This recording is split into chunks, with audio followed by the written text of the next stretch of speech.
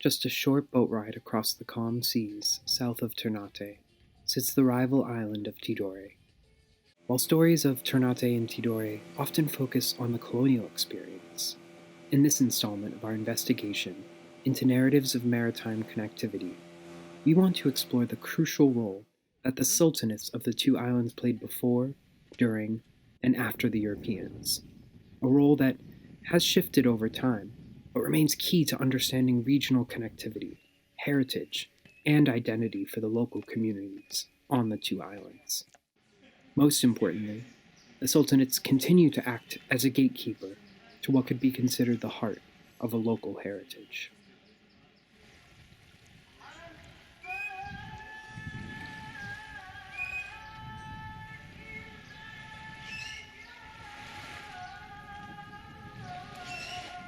A region well known to non-Europeans for its spices, by the 12th century, the North Moluccas had become a substantial trading hub, with the sultanates of Tidore and Ternate wielding considerable political power over the surrounding islands.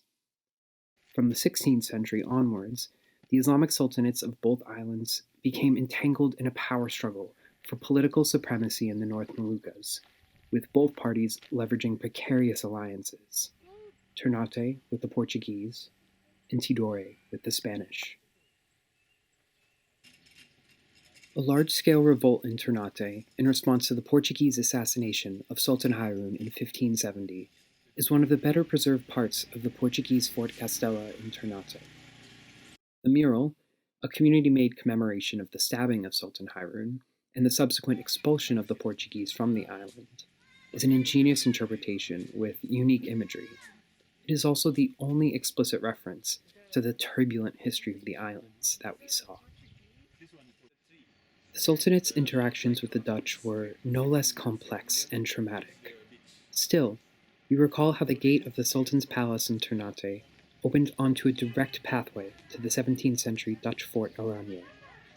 Even the Dutch understood that, without the Sultans, their connection to the local community, and their strategic involvement in the region and beyond, we would be talking about a very different history. This only scratches the surface of a textured and nuanced past. We heard about the fabled Kora Kora boats that were invincible to European cannonballs, and the Sultan's logbook of people coming in and out of the islands. During our discussions at the Tidore Sultanate Palace, we also learned how various maritime traditions continue today, and that many people on the island still use the local language. There is a trove of archival information and documents that could be used to better understand the stories of these communities, their histories, and how the sultans helped shape the destiny of these islands.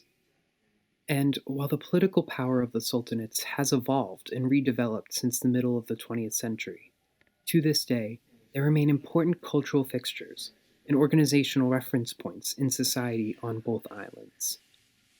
Many community customs and rituals are directly linked to the sultans.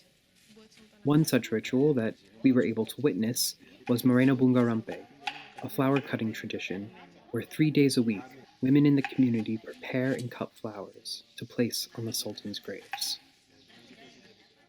Sultanates of Ternate and Tidore are not only a crucial part of a tradition and heritage, but also a very active preserver and organizer of community and identity for people on the islands.